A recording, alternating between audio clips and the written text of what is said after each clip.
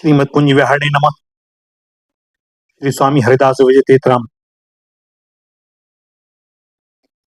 भैया, अब कलिकाल के एक भक्त की कथा। उदयपुर के राणा का राज्य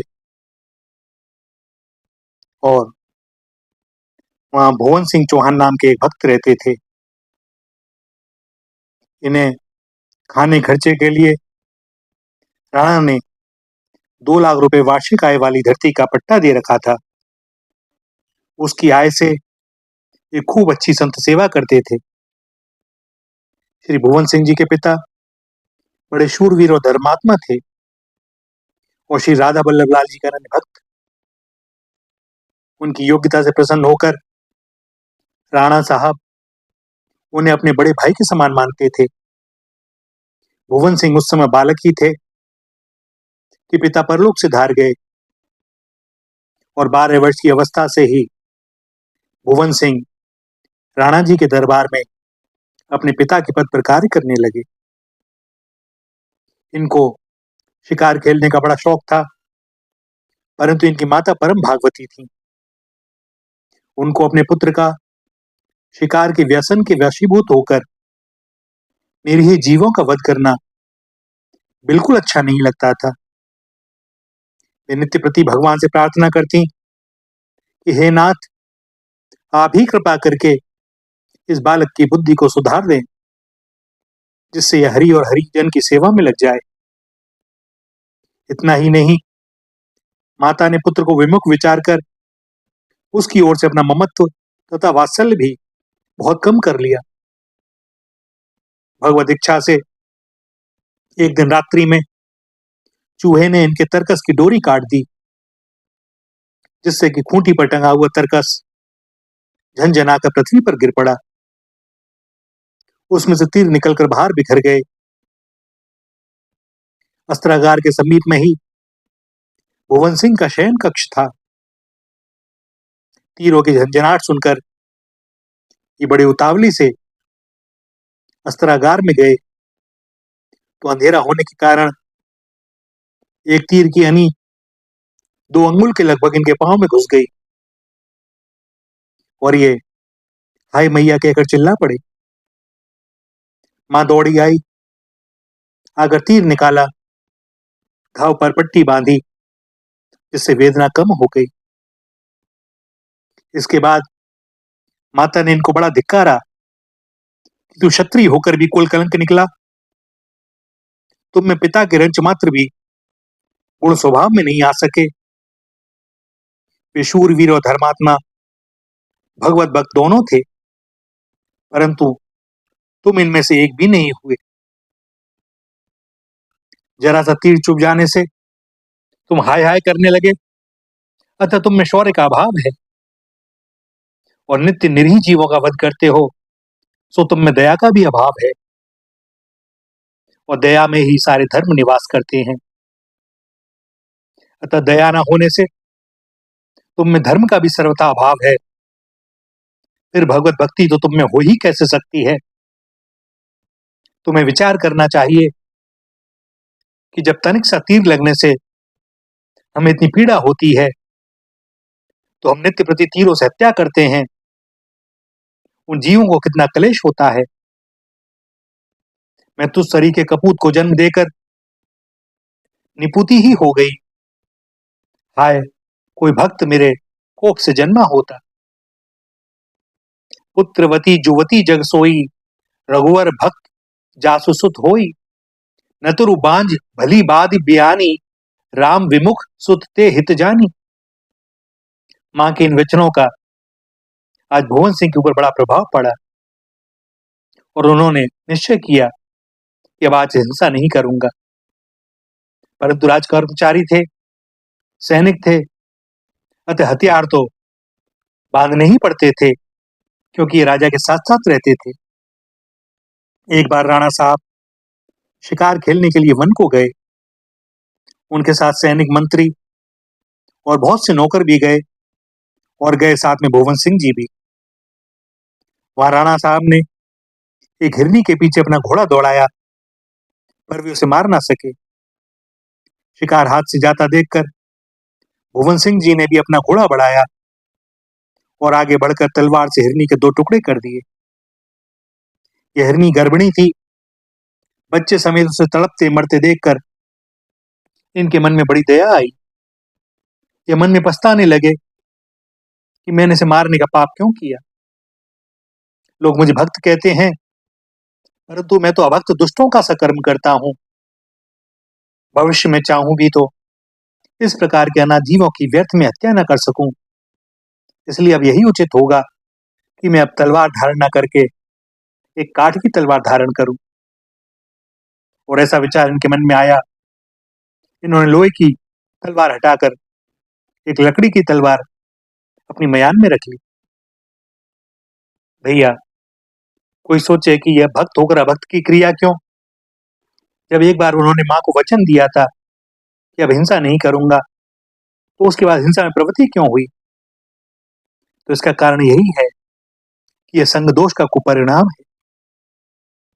एक तो हिंसा प्रिय शिकारियों के साथ रहते थे, दूसरे हिंसक शस्त्रों को धारण करते थे, और इसका भी वृत्ति पर बड़ा प्रभाव पड़ता है।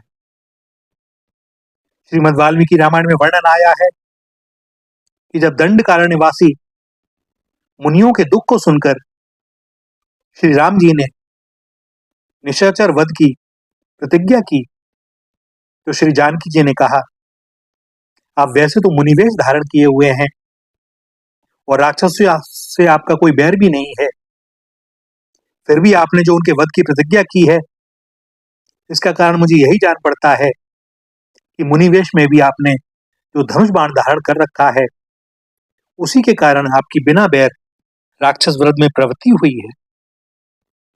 अस्त्र शस्त्र धारण करने से क्षत्रिय के बल से वैसी ही उत्तेजना होती है जैसे सूखे तृण के संयोग से अग्नि उद्दीप्त होती है। और ऐसा कहकर श्री जानकी जी ने एक इतिहास भी बताया कि पूर्व काल के परम तपस्वी ऋषि की तपस्या में विघ्न डालने के लिए देवराज इंद्र एक दिन योद्धा का रूप धारण करके आश्रम में आए और धरोहर के रूप में एक खड्ग उन तपस्वी ऋषि के आश्रम में उनके पास रख गए। अब इस धरोहर की रक्षा के लिए वे ऋषि हमेशा तलवार को अपने साथ रखने लगे, परंतु प्रतिदिन शस्त्र को ढोते रहने के कारण वे मुनि प्रमादवश एक दिन रौद्र कर्म में तत्पर हो गए और केवल उस तलवार को अपने पास रखने के परिणाम स्वरूप अंतोगत्वा उनकी साधना में विघ्न पड़ा और उन्हें नरक में जाना पड़ा। इसी प्रकार भुवन सिंह के द्वारा भी ये सर्वथा अयोग्य कर्म बन गया, परंतु बाद में इन्हें बड़ा पश्चाताप हुआ। 3 मानसिक दुख हुए। पहला जीव हिंसा, दूसरी माता की आज्ञा का उल्लंघन और तीसरा स्वयं की प्रतिज्ञा भ्रष्टता। अत्यंत ग्लानि में भरकर इन्होंने सभी अस्त्र कुएं में डाल दिए और माता के चरणों में पड़कर फूट फूट कर रोते हुए आखिर का सारा वृत्तांत कह सुनाया। मां के चरण पकड़कर इन्होंने पुनः सौगंध खाई कि अब मैं निश्चय ही हिंसा नहीं करूंगा, और मां से प्रार्थना की कि अब मुझे श्रीधाम वृंदावन ले जाकर दीक्षा दिलवा दीजिए। भुवन सिंह की इस पवित्र भावना को सुनकर इनकी मां बड़ी प्रसन्न हुई और श्री वृंदावन आकर श्री हित हरिवंश चंद्र महाप्रभु जी के ज्येष्ठ पुत्र श्री वनचंद्र जी से भुवन सिंह जी को दीक्षा दिलवा दी। ये कुछ दिन तक श्री वृंदावन में रहकर ठाकुर श्री राधा वल्लभ जी का दर्शन, संतों का सत्संग, श्रीधाम की परिक्रमा करते हुए बड़े सुख रूप से रहने लगे। फिर कुछ समय बाद घर गए। घर आकर मां से परामर्श किया कि राणा साहब की सेवा करना जरूरी है, क्योंकि उनके द्वारा प्राप्त द्रव्य से भली भांति संत सेवा हो पाती है। यदि मैं उनकी चाकरी छोड़ दूं तो द्रव्य के अभाव में साधु सेवा में कठिनाई होगी, और राजा की सेवा में रहने पर अस्त्र शस्त्र धारण करना अनिवार्य है, और शस्त्र धारण करने का दुष्परिणाम मैंने अपनी आंखों से देख लिया है, न धारण करने का संकल्प भी कर लिया है, और श्री गुरुदेव जी ने भी मुझे मना किया है। अब ऐसी स्थिति में मैं क्या करूं? तब इनकी मां ने सुनहले मूठ वाली काष्ठ की एक तलवार और एक मखमली मयान बनवाकर इनको दी, और उन्होंने उस दिन से उसी को धारण करने का निश्चय किया। भुवन सिंह जी का एक भाई था और वह इनसे द्वेष करता था। एक दिन उसने देखा कि इनकी तलवार तो लकड़ी की है और उसे एक अच्छा मौका मिला इनको नीचा दिखाने का, इनकी प्रतिष्ठा को खंडित करने का। सो वह राणा साहब के पास गया और उनसे कहा कि भुवन सिंह की तलवार वास्तव में तलवार नहीं है, वे काठ की तलवार रखते हैं। राणा साहब ने उनकी बात का विश्वास नहीं किया। तब इनके भाई ने सैकड़ों कस्में खाई, किंतु भुवन सिंह जी का तेजस्वी वैष्णव वेश देखकर राणा को इस बात की चर्चा उनसे करने का साहस ना हुआ। किंतु भुवन सिंह जी का भाई बार बार राणा को संकेत करता और वे उसे अनसुना कर देते। ऐसा करते करते एक वर्ष बीत गया। अंत में उसने जोर देकर कहा, अगर भुवन सिंह की तलवार लकड़ी की ना हो और मैंने झूठ कहा हो आपसे, तो उसी दिन आप मेरा वध कर दीजिएगा। तब राणा जी ने बगीचे में कुंड के ऊपर एक राजगोष्ठी आमंत्रित की और उसमें मंत्री, सेनापति आदि मुख्य मुख्य लोग एकत्र हुए। भोजन के उपरांत सभी लोग सभा भवन में बैठे। अब राजा साहब ने उस बात की परीक्षा की दृष्टि से सबसे कहा कि आज देखते हैं किसकी तलवार सबसे अधिक चमकीली है, और जिसकी तलवार सबसे अधिक चमकीली होगी आज उसे सम्मानित किया जाएगा। ऐसा कहते हुए उन्होंने सर्वप्रथम अपनी तलवार निकालकर सबको दिखलाई। और भैया, महाराणा की तलवार तो अच्छी थी ही।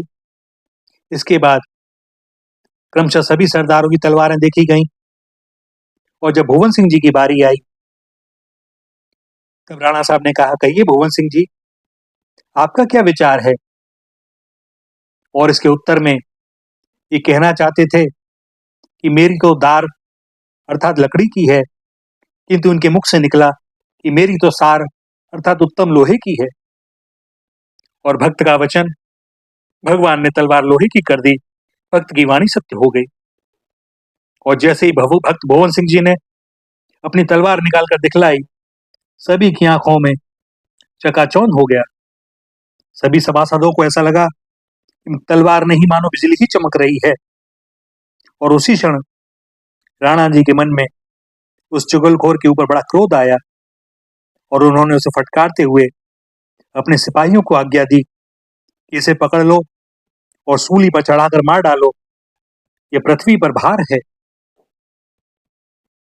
इधर भुवन सिंह जी ने विचार किया कि किसी जीव की हिंसा ना हो, इसीलिए तो मैंने काठ की तलवार धारण की, परंतु आज यह काठ की तलवार भी चल गई और इसी के कारण मेरा यह भाई मारा जा रहा है। इससे सिद्ध होता है कि अस्त्र शस्त्र चाहे नकली ही क्यों ना हो, उनसे हिंसा रूप दोष हो ही जाते हैं। अतः अब मैं काठ की तलवार भी धारण नहीं करूंगा। फिर राणा साहब से अपने भाई के लिए क्षमा प्रार्थना की, हाथ जोड़े और उसे बचाया। तब राणा ने कहा, आपकी जीवों पर बड़ी दया है, तब भला भगवान आपकी लज्जा क्यों नहीं रखेंगे? आप परम भागवत हैं। आज आज से आप दरबार में हाजिरी बजाने मत आया करिए। आपका 2 लाख के स्थान पर 4 लाख का पट्टा होता है। मैं स्वयं कभी कभी आपके दर्शन करने के लिए आपके घर आ जाया करूंगा, जिससे मेरा भी संसार सागर से उद्धार हो जाए।